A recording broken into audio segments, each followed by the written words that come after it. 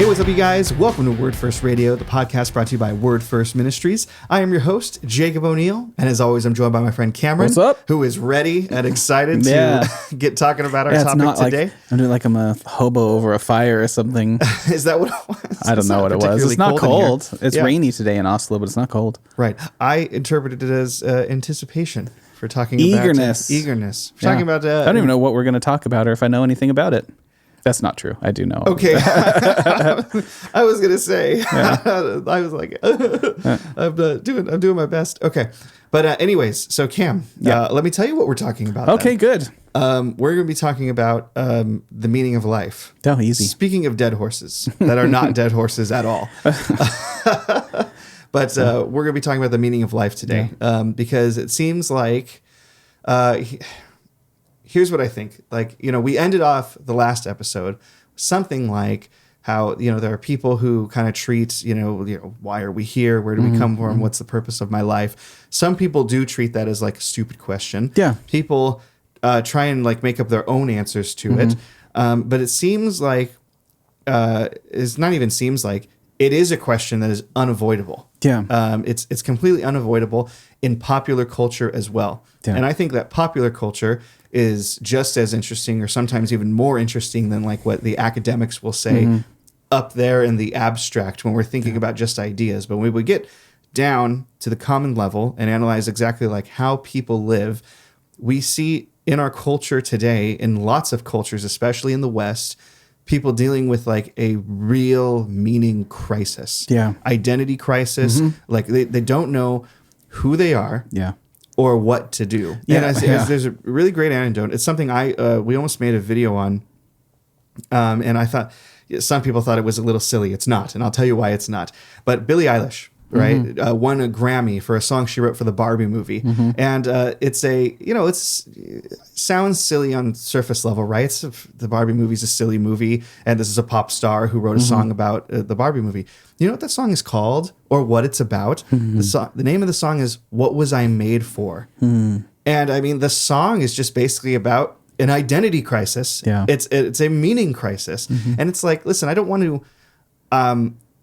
I don't want to like lose that excitement or that enthusiasm about talking about that question. Yeah. And the song is like, I think it's a great song. I'm a songwriter. I appreciate well-written songs, but I think it's a great song because of what it's asking. What was I made for? Yeah. Like, what is my purpose? I used to, like when I was a kid, like, life was so simple. Like I was so happy all the time. It was much simpler then. And now it's just like, I've hit this wall of like depression and anxiety. Yeah. It's like, now I get bills and stuff. Yeah. Now I get bills and stuff, but now it's just like you grow up and you find out that there is a lot of like bad stuff that fills life. Yeah. It's true. And not to be just overly negative about it, but that burdening, terrible question that if just go to the YouTube video, go to the music video and go read the comments and see how much this song resonates with people.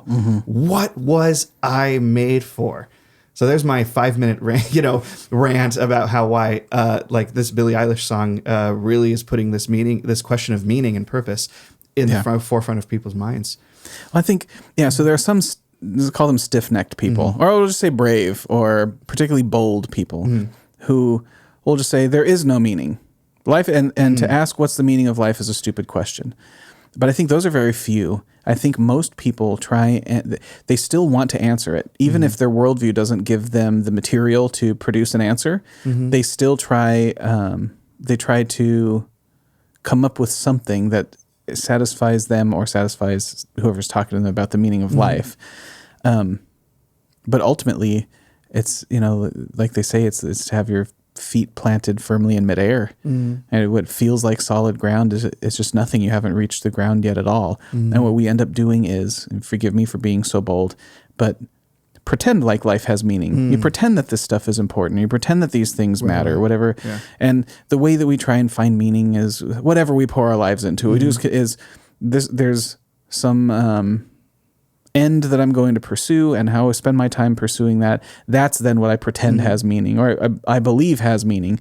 But then I don't, maybe if I have a materialistic worldview, I don't have the equipment. I don't have access to the equipment to actually put my feet on the ground. You know what I mean? Yeah, exactly. Well, so let's talk about that, right? So, you kind of already did, but maybe we can just like flesh it out a little bit about why we would call it like pretending. So, you ask a materialist, of which there are many in Norway. Again, and to put it in context, we mostly on this podcast talk about the kinds of things we hear when we evangelize, when we talk to Norwegians about topics of faith and science and philosophy and things like that. So this is mostly about the things that we've heard from people. So anyways, when you talk to a materialist, a naturalist, of which there are many in Norway that we've talked to, that we've spoken to about the meaning of life, what is like the basic, the most common answer like that you hear? Yeah, they say the same things that most people say. It's to live a good life, to be a good person, and now it's to be inclusive, to clean up the environment, because that's burning up real quick. Sure. And basically identify some evil that you see in the world, and they say do the opposite of that. So you should be kind and loving and charitable and be a good person and leave something to your kids and be a good example. And maybe there's something in there about having a heritage isn't the word. What's the word that I'm thinking of? A legacy. A legacy. Leaving a legacy and being a good example, and all of that stuff is good. But again, I think that's the stuff and we'll talk about this more. So I guess I'm letting the rabbit out of the hat. But that's to plant your feet in midair and go, okay, but why any of that? Why is nobody says their meaning is to, I want to hurt as many people as possible, and I want to make people suffer, and I want to, or anything even not quite as bad as that, right? Everyone says kind of the right stuff, but can't justify it from the rest of what they believe about the world. Yeah. Well, so why is that mistaken? So like if a materialist like Norwegian talks to you and says like, yeah, well, my meaning, I kind of just like make it up as I go. Like, I try and live a good life. I try and take care of the environment. I want to leave a good legacy behind me. I want to make a difference in the world. Yeah. And like, that's what gives my life meaning. From a materialist foundation, why is that midair? Why is that not solid ground? Yeah. I'm going to answer that with a bit of a metaphor that I picked up from J.P. Moreland. Yeah. And he tells a story like this. He says, imagine I invite you over to play a game with me. Yeah. And you see the game is set up, and it's like pieces from a bunch of different games. It's like a Monopoly board and some stuff from like chess and whatever. It's a bunch of stuff. And I say, listen, here's how it works. When it's your turn, you can do anything you want. You can take a nap. You can watch a movie. You can roll some dice. You can take out a deck of cards. It does not matter. Just it's my turn, and then it's your turn. And when it's your turn, you do whatever you want. And so it comes around to my turn, and I go take a nap. And after my nap, I come back, go, okay, it's your turn. And when it's your turn, you make yourself a grilled cheese sandwich, and you eat your sandwich, and you tell me, okay, Cam, it's your turn. And then I roll a pair of sixes, and I flip the table over, and I say, okay, Jacob, it's your turn. And you set the table on fire, whatever. The point is, if none of our individual moves have any purpose, then the game has no meaning. Sure. Because I think the parallel question in the metaphor would be like, okay, how do I win the game? Or how do I play the game even? Right. Right, exactly. The game has no meaning. Yeah, the game has no meaning if none of our moves have any purpose. Right. And we can pretend like they do. And you can say, well, no, this is how I give the game meaning. I give the game meaning by eating a grilled cheese sandwich and setting the board on fire and rolling a 12 and flipping the table. Okay. And you go, that's not producing any meaning at all. Right. You're just telling me about your individual actions, and you're pretending that it's meaningful. Sure. Know what I mean? And so here's the difference. The difference between actually living a meaningful life and pretending you're living a meaningful life, if we're doing roughly the same things. Right. Be a good person, take care of your family, leave a legacy, etc. Yeah. Is that on the view that matter is all that exists, is that you don't have the tools to get meaning. You just have the tools to pretend like things are meaning. You have how do I say this differently? Because I would say pretend, and I usually apologize to the people I say I think it pretend to, is right. When it's, I say it differently than I wanted to say it. Sure. But let me say it this way. If matter and energy and space and time, like if that's all there is, then in principle, all of history can be expressed as like a really complex chemical equation. Right. Right? Yeah. And there's no meaning in that. Sure. It's just a description. Yeah. Not in it. Yeah, exactly. Because what you get are differences. You don't get better or worse. You have no You don't have the equipment to judge something's value. Right. Maybe we have the equipment to judge something's truth value, maybe, but we can't judge something's intrinsic value or its moral value or its ultimate goodness or its ultimate usefulness. What we have are, I'm doing the things that seem important to me. And you go, what's the meaning? Well, that's my meaning. And if none of those things you're doing have any purpose, then the whole show doesn't have any meaning. Well, that's kind of, I guess, where this, like for me, as far as I see it, like this conversation overlaps with like the moral argument, right? So like, there's a subtle difference, but meaning, like purpose, is kind of like morally loaded language and terms, of course. Right? Like, so purpose implies there is a way that something should be functioning, right? And there's a way it ought not to function. There's a right and a wrong way that something should function. And I think that, it's weird. It's weird to me still how many people say like what you said about like, if we're playing a game and there's basically like no rules or like there are rules, but you can do whatever the rule is you can do whatever you want. Right. And you say like, well, what makes the game meaningful for me is that I eat a grilled cheese sandwich, on my turn. And it's weird to me how so many people that when we translate that to like, okay, now how do you find meaning and purpose in your life? People's almost gut answer is, well, I just make it up myself. I just kind of do what I want to do. I do the things that feel significant to me, and that's my meaning. But what is strange to me is how people don't immediately see like the hole in that, or like the immediate turn that like I'm gonna say like as when we talk about it, and I say like, okay, well, what if like this guy over here, let's say Adolf, says that his meaning in life is to go kill the Jews and the blacks and the gays and the Jehovah's Witnesses, and like so what if he says that's his meaning in life? Yeah. Well, he shouldn't do that because I think it's wrong. God goes against my meaning of life. Right. And it's like, to go back to the game analogy, it's like, well, fine, you do what you want in your turn. Right. This is my turn. Right. On my turn, I can do what I want. Who are you to say I can't do my turn? We talked a bit last time about how science illuminates a certain part of reality. Yeah. And so the other thing, the strategy that people employ is they try and take what science illuminates and find the answer there, even if it's not there. Right. And so then people do the same thing when this question is asked so just to totally agree with you, it's like, okay, so Hitler finds his Adolf finds his meaning. I don't even know what YouTube takes videos down for. Right. Exactly. We've said Jews and Adolf. So, and gays. Gays. Okay, I guess we'll see. But we have Adolf who says, this is where I find my meaning. And then you say, so what's wrong with that? Well, it's not good for the species, and our DNA doesn't last as long as it could, and we have this. And but what's wrong with that? And the answer is ordinarily some version of, well, we just learned that we can't do that, or we don't like that, or other societies. We talked about this a bit last night with with our friends. It's like, well, other societies said, well, we don't want to do that. That's not good for us. So we got to put a stop to that because that's not what we want to have happening in our societies or whatever. And I think, well, then that's just another difference. It's just another meaningless thing. And what's really interesting, it's not trivial that nobody says the meaning, or where do you find meaning, or what's the meaning of your life?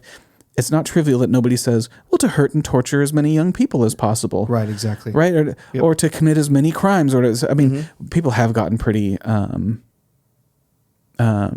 selfish, and they'll say things, say things about their own self-aggrandizement or whatever, building themselves up. Really awful stuff that it's bad. But so some people do say that, but nobody says it's to hurt as many people as possible. Right, exactly. And when they do, nobody goes, well, I mean, that's just right. Like you said, that use your turn however you want. I don't agree with that. We still want to find a reason. And because our worldview, because a purely naturalistic worldview has this like scientifically illuminated circle in the middle, we try and find anything in there that can get us to why serving and helping people and living a virtuous, selfless life, charitable and unselfish, why that is good. And Adolf's whole program was bad. We try and find it. We try and find it in this circle that that science has illuminated. And the problem is, as philosophers have known forever, is you can't get from an is to an ought. You can't get from an observation of how things are to an understanding of how they ought to be. And you can't get there through purely empirical means. You have to have some method of informing your value judgments, because you can't get values from science. You can only get differences. You can't say things are better or worse. You can only say that they're different. Right. Well, we talked last time about this dissonance between like what people say is real and versus like how they actually live. Yeah. And another one of the interesting things is that nobody says like you just said, nobody says that fine, you do whatever you want on your turn. But we do the like exact opposite. You know, we get really frustrated and really passionate when people don't do the things we think they should do on their turn, to the point where we either ourselves take action to stop them, or we use government enforcement to enforce that people should do certain things on their turn and not do certain things on their turn. You know, everybody kind of lives as if their meaning is right when it comes to like specifically like moral questions, or when it comes to when people do the wrong thing with their life. We live as though the game has rules. And so it's a really interesting move where they go, well, and then say that it doesn't. The game doesn't have any objective rules, but this is how we have agreed to play the game. Well, where did we agree that? Well, that's what makes for the best gameplay. And we observe how other people play the game, and we mimic them. And here's a whatever. And I go, okay, I think that's interesting, and there's probably some truth in there. But where do the rules come from? Yeah, like I think an important question about about this is not a question I'm asking you, but a question I would ask someone else is like how do you know when you're playing the game wrong? Right. So it's not just what is the purpose of my life? What are the rules to the game? But also like how do you know when you're not fulfilling your purpose? Also helps us kind of zoom in on like the answer on like what it is, or zoom in on the weaknesses in like somebody's perspective on this, right? So if there is no wrong way to play the game, there's only different ways to play the game. I think that the consequences, that's a really big bullet to bite, because now you have to say, it was something I said to a friend of ours now, it was like in our very first philosophical conversation where, we got down to basically this point where we were like, well, there is no wrong way to play the game. And I said, now the bullet that you have to bite is now you have to say that no, you can never say that anybody is wrong about anything. Yeah. And morally. And he was like, or wrong at all, logically or anything. Right. And he was just kind of like, well, yeah, I guess that is the bullet I have to bite. And I'm like, doesn't that encourage you to abandon the way you think about the world? So that's how I think about it. If that's where your worldview leads, right? So if what's at the end of your worldview is all the stuff we just know isn't true, and we know at a deep level, if my materialistic way of looking at the world leads me to a place where there's no fact of the matter about whether we should care for or torture children. There's no fact of that matter. They're just different. Right. Or that life has no meaning, but we ought to pretend that it does, or whatever. Sure. And you get to this unlivable thing. I would say, well, then all the worse for your worldview. I go, okay, that is a major cost to adopting this worldview. And in order to overcome that cost, it would have to confer some major benefit, intellectual, rational, personal, something. But that's a huge burden of the worldview to have to be overcome for me to want to hold on to it.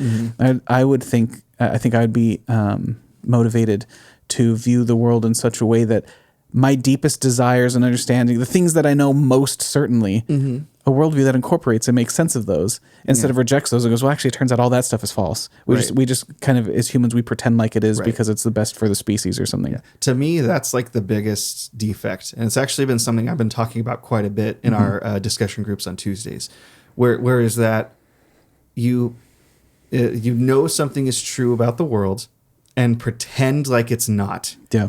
And I think that is delusion. That's dissonance. It's kind of what we've been talking about almost for 2 episodes now. I think that alone would encourage me to like abandon, that worldview. Yeah. And it's different. It's different for like, the difference is like, you can use that to like explain other people's behavior, because not everybody's thought about this. Not everybody cares, right? And so you can say like, yeah, well, what humans do in general is pretend like life has meaning without realizing it. Like they think life has meaning. And where the rub is, but you've ascended beyond that. You recognize, or like if I assume your worldview is true, you recognize there are no rules to the game. Right. There is no meaning, but you pretend as if there is. And I think that is, I mean, it's talking about, this might be a good setup for you to talk about this, but like that's the myth of Sisyphus. Yeah. That you're pushing the rock up the hill and you're pretending that, no, that's not what I'm doing. What I'm doing is whistling, and what I'm doing is a workout forever. I'm working out forever. What I'm doing is building up my body. And like, no. What you're doing is pushing a rock up a hill for eternity. Yeah. And that has no meaning. That just doesn't have any meaning. You're not doing it for anything. Right. You're not delivering the rock to the gods. You're not, actually growing. You're like, it's push it up, and it rolls back down, and you push it up again. Right. And that's absurdity. And that's what that's what you have realized. I'm talking to the philosophically minded naturalists that we talk about this with. You have realized that is the case. The only question left is why bother? Yeah, and that's just something that existentialists, by and large, I think got right. Right. It's like, listen, where does our worldview go? Friedrich Nietzsche. He goes, God is dead, and you've killed him, or we've killed him. Like.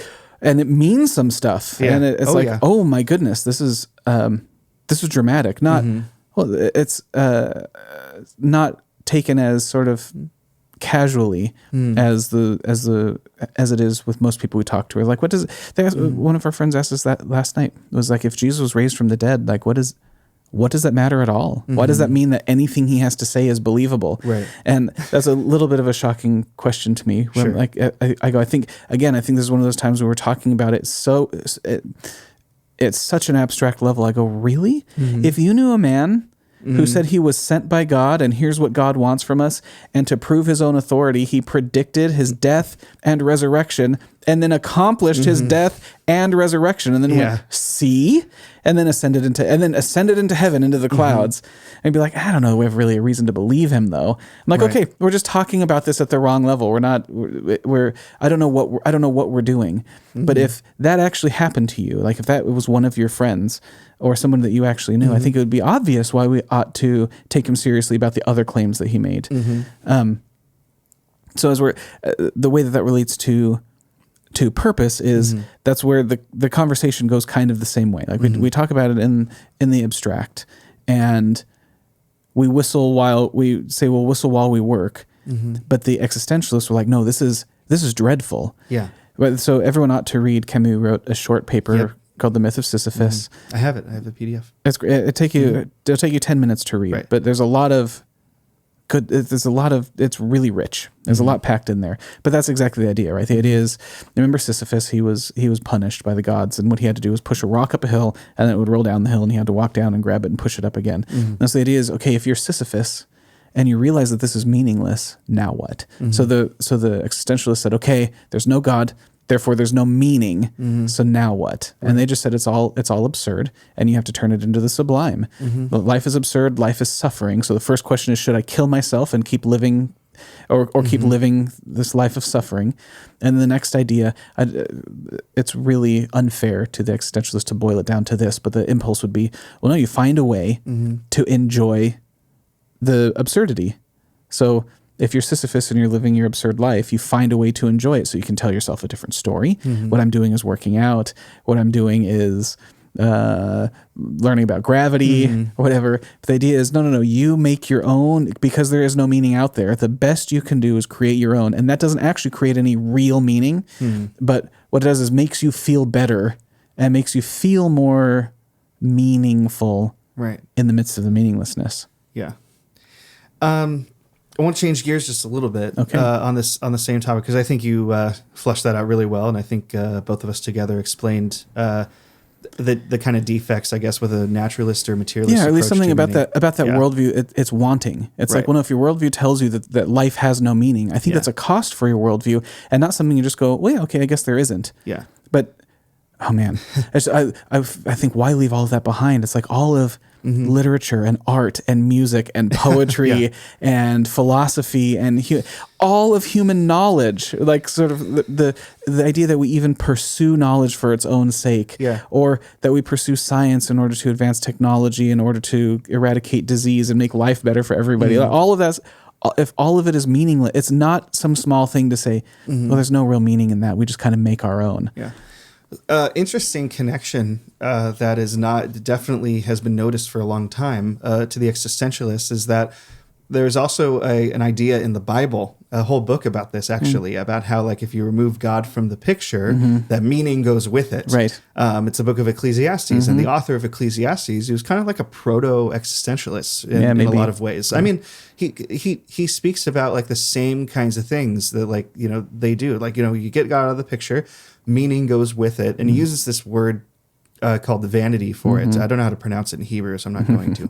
But the idea behind the Hebrew word that I've learned is basically like if you have like a puff of smoke right here and you try and grab it and you can't, but you see it there and you can't get it. You just can't grasp it. It's really frustrating, right? Yeah. If you think that all I need to do is just grab this and then I'll be happy, it's really frustrating when you can't get it, but it's right there. And so the author of Ecclesiastes says that like, well, life is kind of like that. You know, if there is no God, life is kind of like that. All is vanity. You know, being happy is vanity. Having all the money that you can have is vanity. Having all the women you can have is vanity. Like it's all vanity. Right. It ultimately leads to frustration. Right. Not to satisfaction, but to the frustrated feeling of trying to grab smoke or staple Jello to a wall or whatever. Yeah. Exactly. That's a really good modern.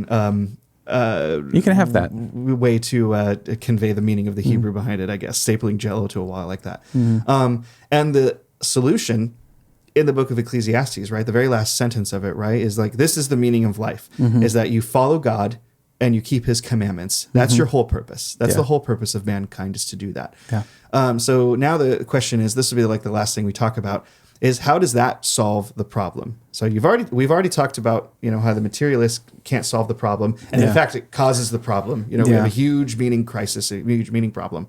Okay, well, how does Christianity get us out of that hole? Oh man. Oh, that's the last question as we're wrapping up. Yeah, exactly. It's like this. Let me speak in another metaphor, but it's like we're handed life, and it's like finding a machine and ignoring the instruction manual, and then saying, well, how does having the instruction manual help you to understand the machine at all? Right. And it's all of it. So if the meaning of life is to how did the author of Ecclesiastes put it? He said, how did you put it? To fear God. Fear God and keep his commandments. Serve God, keep his commandments. Or in Micah 6:8, right? God has told you what he demands of you, which is to do justice, to love mercy, and to walk humbly with God. Like that's the point of it, which is, I think, encapsulated or is hand in glove with the way that Ecclesiastes puts it, which is serve God and keep his commands. Right, exactly. Everything else is only frustration. Where do I find satisfaction? Where do I find meaning? It's not in all of these wives. It's not in being the richest person who's ever lived. It's not in all of this knowledge. It's not in eating and drinking. It's not in sleeping. Like none of it satisfies. The whole purpose is to fear God and keep his commands. So then your question is, so what does the Christian worldview have to offer? Oh gosh, I don't even know how to begin what I want to say. I'll say it like this. In our sinful, unredeemed state, humans live way, way below our station and way, way beneath the dignity of the nature that God made us with. Right. And so I imagine... like I sometimes have to tell my kids, get off the floor. Like, get off the floor. It's dirty there. Right. Stand on your feet and get off the floor. That's beneath your dignity. Or you imagine someone crawling on the floor and eating out of a garbage can or something, and you go, stop that. That's so beneath your dignity. You're misunderstanding the meaning of life. I go, but this is great. I really love this. I'm totally fulfilled in my current behavior.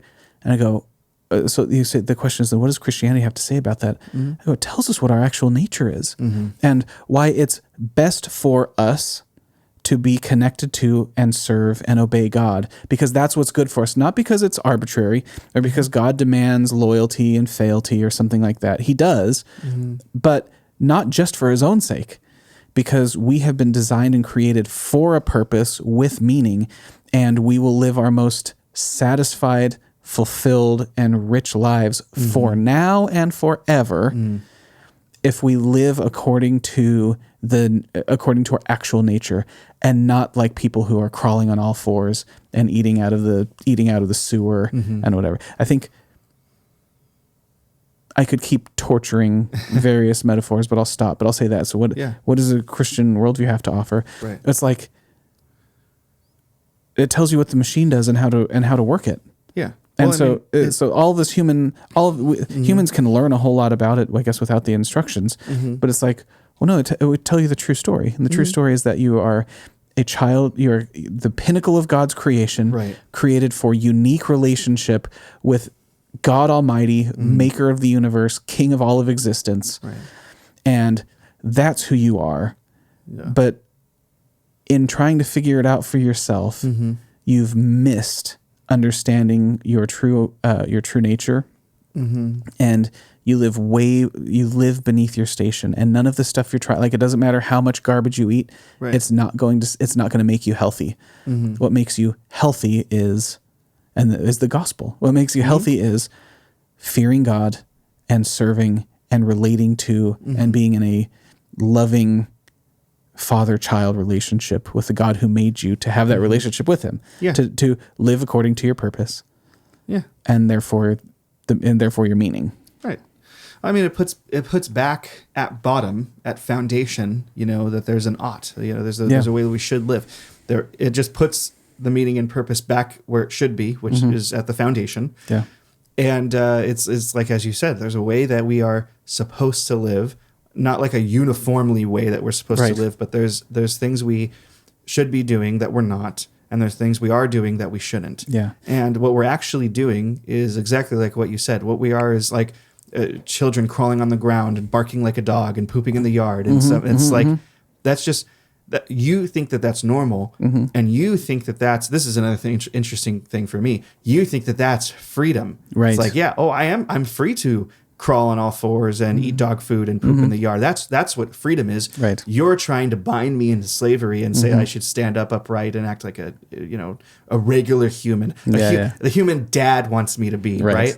That's slavery. And I mean, it's obvious when we speak about it in those terms how it's not. Yeah. That the other way, that's actually freedom. That's actually, you get to be so much more. You get to create and be a true human, in that sense. With all of the dignity that comes with. Exactly. All the dignity and the agency that comes with. And really it's interesting, someone kind of said this actually recently to us. I was going to say last night or like 2 weeks ago by the time this comes out. Who remembers? At some point, someone said like, what I don't like about Christianity is this kind of like totalitarian, like authoritarian, like force above me, where it's just like, no, like you have to do this or you go to hell. Like to me, that's slavery. Yeah. And it's just so backwards. Yeah, because like that's not what's going on. It's actually like true freedom. David Wood said this. Speaking of butchering quotes, now it's my turn. David Wood says this in his testimony video, where he talks about his crazy testimony about he tried to kill his dad, things like that. It's still on YouTube, actually. Go look it up. It's really great.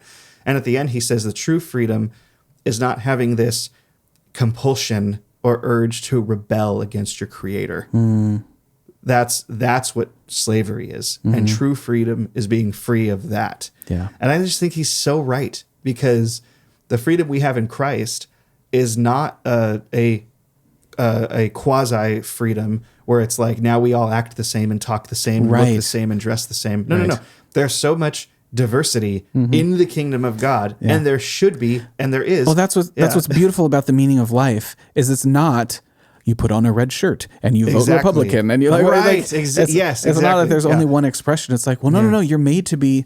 God has made us to be unique, and to have different gifts and priorities and desires and things that satisfy us, and all of that stuff, to have this hugely diverse way of being human. In service of God. So like what is it to be, what is it to live according, what does it mean to fear God and serve him? Yeah. It's like, it's not to say that I'm saying this really stupidly, but it's not like there's one restaurant to eat at. Right. What he says is do whatever you want to do, but get your wanter fixed. Yeah. Oh yeah. Exactly. Right. So the problem is a portion of the problem or a statement of the problem is that we want the wrong things.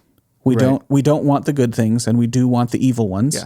He goes, no, fix that and then do whatever you want. John MacArthur puts it this way. I wouldn't put it so strong as this, but there's a sense in which he's right. When Christians ask, I don't know what to do. How do I live? And he says, that's easy. Be filled with the Spirit and then do whatever you want. And so that's the idea. Is like it's like have your desires fixed, right? So that instead of just whatever this is how the scripture puts it, whatever like your flesh wants, it's like no. Learn to desire what is good, true, and beautiful, and then do whatever you want. Express that however you want, and it pleases God. Yeah, get your wants in order. What's great about that Micah 6:8 is that do justice, love mercy, walk humbly with your God. Is our natural state is we completely ignore the third one. Right? Yeah. We completely ignore the third one, and we love justice. Yeah. We don't do justice like we love justice and hate mercy, and so our wants are like completely like we love to like give people what they deserve, and we hate mercy. We love to receive mercy. Right. Exactly. Right. Yeah. And we love to witness justice. We love to judge. Right. And we love to receive mercy. Yeah. And those are examples of what we do that's the opposite of walking humbly, right? And I mean, man, that's a terrifying thing. When the scriptures say that God resists the proud, but he gives grace to the humble. Like, oh man, if God is real, do I want to be resisted by God, or do I want to be a recipient of his unearned favor? Do I want God giving me gifts or resisting me? Yeah. Well, I mean, because those are all tied to like God's own attributes, like who God is, right? So God, there's lots of verses in the Bible that should not be ignored about how God will do justice, right? That God holds the wicked accountable. The Bible says the soul that sins shall die. God says that he doesn't hold someone guiltless who takes his name in vain. So that God will do justice. But there's also a great many verses, many of which are in the Old Testament, interestingly enough, about what actually motivates God and God's heart, and saying things that he loves to forgive. He takes no pleasure in the death of the wicked. He loves mercy. Right. He is gentle and lowly in heart. If they turn from their wicked ways, I will forgive them all of their sins. Yeah. Right. There's even I got this from Dane Ortlund as well, who wrote a book called Gentle and Lowly. It's just all about the heart of God towards sinners. And there's a passage in the Torah where Dane points out that this says that God's guilt goes down a couple generations, like God's judgment goes down a couple generations on people, on a family. But then in the very next verse, it talks about his mercy and his love and his forgiveness it never stops. Right. It keeps going. It goes forever. So God is justice. He does justice. He does do justice, but he loves mercy. Yeah. That's what drives God. That's what motivates. And we all have the opportunity to receive it. Yeah. So I think one of the basic problem with humanity is we don't realize how we've offended God, and that we stand in front of him guilty and worthy of separation. And instead, what God wants to give to us is mercy, and he'll give us justice if we reject his mercy. But he's able to be merciful because he gave justice to Jesus on our behalf. And so how does that? So. Like, what's the meaning of life? We say to fear God and to serve him. It's like that's the God that we fear and serve, the one who has every right to be judge, ultimate judge over all judges, but gives us mercy so that we can live with him in his home again. Yeah. I'm not going to add anything else to that. I think that was great. Yeah. So what's the meaning? That's the meaning. The meaning of it's not that complicated.